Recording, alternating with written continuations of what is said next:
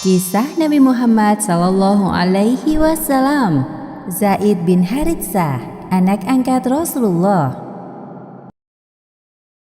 Zaid bin Haritsah adalah sahabat yang selalu membersamai Nabi Muhammad sejak beliau belum menerima wahyu. Zaid adalah sahabat dari kalangan budak yang kemudian diangkat menjadi putra Rasulullah. Ia juga termasuk dalam golongan as-sabiqunal awwalun, yaitu golongan orang yang pertama-tama masuk Islam. Sebelum Islam datang di Jazirah Arab, praktek perbudakan merupakan hal yang umum terjadi. Tuntutan ekonomi yang menyebabkan hal tersebut dianggap manusiawi. Tidak sedikit ditemukan para majikan yang memperlakukan budaknya dengan semena-mena. Hakim bin Hizam adalah keponakan dari Khadijah. Ia baru pulang dari pasar Ukas dan membeli beberapa budak laki-laki. Salah satu dari mereka akan ia berikan kepada Khadijah.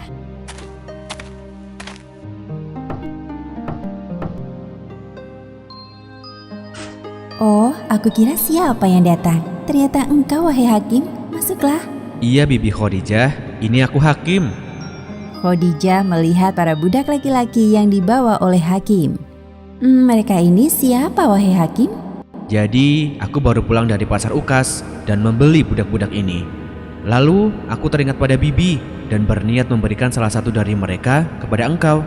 Wah, engkau perhatian sekali pada bibimu. Baiklah kalau begitu, sebentar ya, aku pilih dulu. Khadijah mengamati satu persatu wajah budak laki-laki yang dibawa oleh Hakim. Seketika itu juga pandangannya tertarik pada Zaid bin Haritsah. Wahai Hakim, aku mengambilnya. Aku melihat tanda-tanda kecerdasan dan sikap baik di wajahnya. Semoga sesuai yang engkau harapkan, wahai Bibi. Baiklah, sekarang aku pamit untuk pulang. Terima kasih banyak, wahai Hakim. Salamku untuk kedua orang tuamu ya. Semoga mereka selalu diliputi kesehatan dan kebahagiaan. Nanti akan aku sampaikan salam Bibi kepada mereka.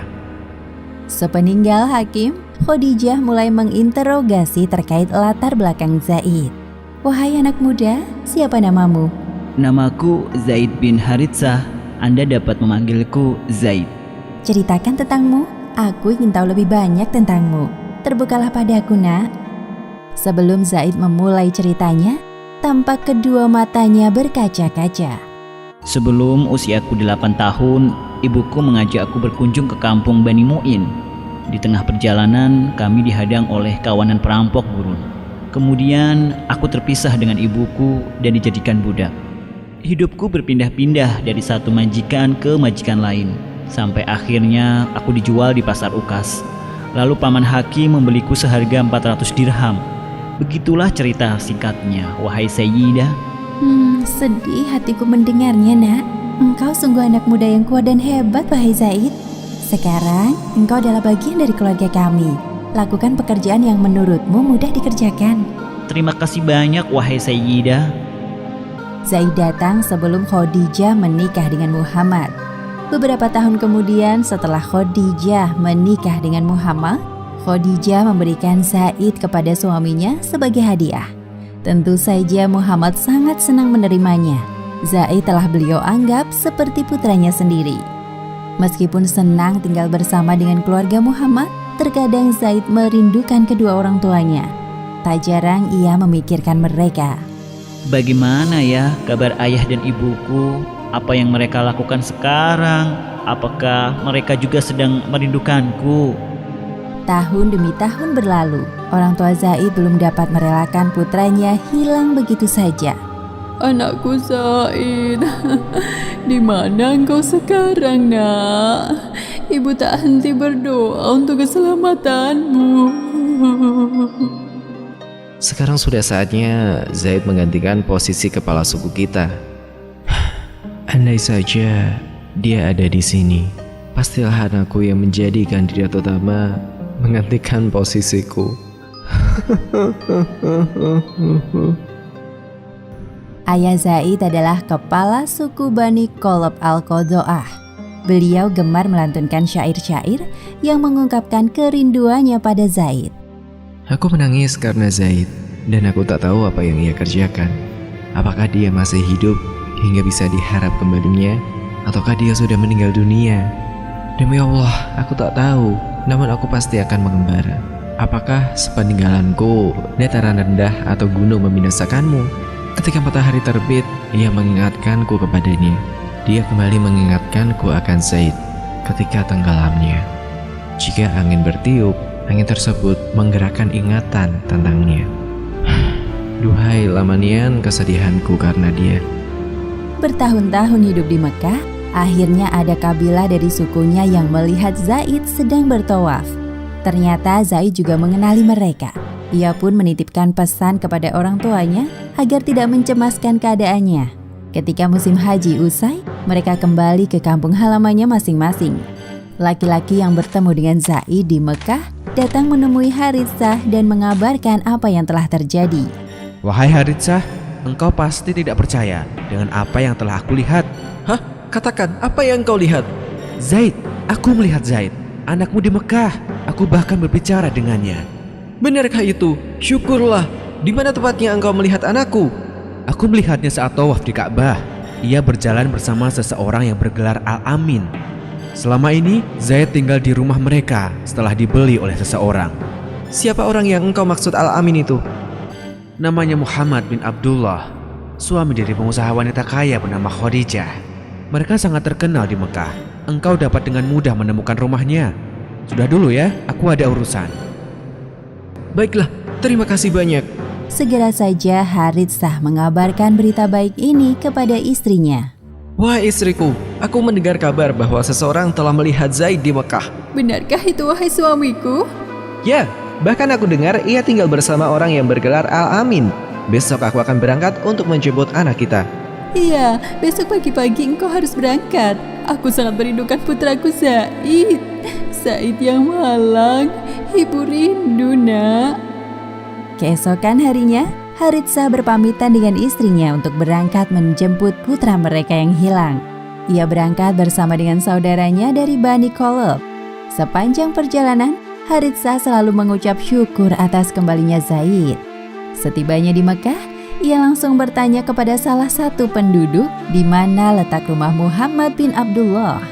Aku melihatnya di masjid. Jika engkau ada keperluan dengannya, temuilah di sana.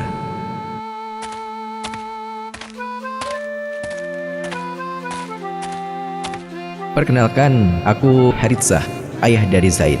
Aku mendengar bahwa putraku tinggal bersamamu selama ini. Ya, engkau benar. Zaid memang tinggal bersamaku selama ini. Sebelumnya saya sangat berterima kasih kepadamu, Tuan. Engkau sangat murah hati kepada Zaid. Namun, kedatangan kami kemari untuk menjemputnya. Ibunya sangat menantikan kehadirannya di rumah. Saya telah menyiapkan uang untuk menebus Zaid. Saya sangat menyayangi Zaid melebihi apa yang ada di dunia ini. Muhammad telah memperkirakan bahwa momentum ini akan terjadi. Maka beliau menanggapi permintaan Haritsah dengan tenang. Seperti halnya Anda, saya sangat menyayangi Zaid layaknya anak saya sendiri. Jika Anda membiarkan Zaid tinggal di sini, saya bahkan tidak meminta sedikit pun dari Anda. Anda sungguh bijaksana. Namun saya adalah ayah kandung Zaid. Saya tidak mau anak saya menjadi budak. Dia harus hidup bebas seperti anak lainnya. Menurut saya, bukankah lebih baik kita mendengar keputusan Zaid lebih dulu? Saya tidak akan memaksanya tinggal jika ia lebih memilih pulang bersama Anda. Baiklah, aku setuju dengan itu. Dia juga berhak atas hidupnya. Rasulullah kemudian menyuruh seseorang memanggil Zaid. Tolong panggilkan Zaid kemari. Katakan bahwa ayahnya datang. Zaid mendatangi ayahnya sambil meneteskan air mata kerinduan. Ayah, aku merindukanmu. Kemarilah nak, ayah juga sangat merindukanmu. Ibumu juga. Merupakan hal yang berat bagi Rasulullah untuk berpisah dengan Zaid. Beliau sangat menyayangi Zaid. Terlebih lagi beberapa tahun ini, Zaid selalu menemaninya dalam menjalani masa-masa tersulit. Setelah kepergian putranya, kehadiran Zaid laksana penghibur hati Muhammad. Namun sesuai kesepakatan Muhammad dengan Haritsah sebelumnya, beliau harus menerima apapun keputusan Zaid. Jujur, aku sangat menyukai segala hal tentang majikanku sekarang ini. Dari mulai sikap baiknya kepada semua orang, ketegasannya dalam berkeputusan, kepribadiannya yang nyaris sempurna sebagai manusia. Bagiku lebih berat untuk berpisah dengan beliau daripada orang tuaku sendiri. Ini adalah pilihan yang berat. Wahai ayah, aku sangat senang tinggal bersamanya. Beliau mengajariku banyak hal tentang kehidupan. Beliau ayah sekaligus pamanku. Telah menjadi takdirku untuk membersamainya sampai akhir. Bukan berarti aku tidak menyayangimu dan ibu. Kalian tetaplah kedua orang tuaku yang tidak akan tergantikan oleh siapapun. Meskipun telah mendengar keputusan Zaid, Haritsah masih berat hati. Terlebih lagi mereka telah terpisah selama bertahun-tahun. Tapi nak, Maafkan aku, ayah. Muhammad merasa terharu mendengar keputusan Zaid yang lebih memilih dirinya dibanding ayah kandungnya sendiri. Seketika itu juga dipegangnya tangan Zaid dan diajaknya ke Ka'bah. Wahai ayah Zaid, silakan ikut bersama kami. Di depan Ka'bah tampak orang-orang Quraisy berkerumun. Mereka penasaran dengan apa yang akan dilakukan oleh Muhammad. Saya bersaksi bahwa Zaid adalah anakku yang akan menjadi ahli warisku, dan aku akan menjadi ahli warisnya. Haritsah yang mendengar kesaksian Muhammad mulai timbul kerelaan hatinya dan kebahagiaan menyelimuti jiwanya. sekarang aku dapat hidup tenang. Zaid tinggal bersama orang yang tepat, tidak sebagai budak lagi, bahkan menjadi anak dari orang yang bergelar Al-Amin. Aku pantas berbangga sebagai orang tua kandung Zaid. Ya, engkau pantas berbangga, wahai saudaraku. Jangan khawatirkan Zaid lagi. Sikap santun yang dimiliki oleh Zaid mengetuk pintu hati Muhammad. Setelah peristiwa itu, orang-orang Quraisy memanggil Zaid dengan sebutan Zaid bin Muhammad. Tentu saja Zaid merasa senang mendengarnya. Wahai Zaid bin Muhammad, ya, engkau Zaid bin Muhammad. Namun hal tersebut hanya berlangsung beberapa tahun karena setelah itu turunlah firman Allah Subhanahu wa taala yang meluruskan apa yang telah terjadi. Sebagaimana disebutkan dalam Quran surat Al-Ahzab ayat 5. Panggillah mereka, anak-anak angkat itu dengan memakai nama bapak-bapak mereka. Itulah yang lebih adil pada sisi Allah. Dan jika kamu tidak mengetahui bapak-bapak mereka, maka panggillah mereka sebagai saudara-saudaramu seagama dan maula-maulamu. Dan tidak ada dosa atasmu terhadap apa yang kamu khilaf padanya.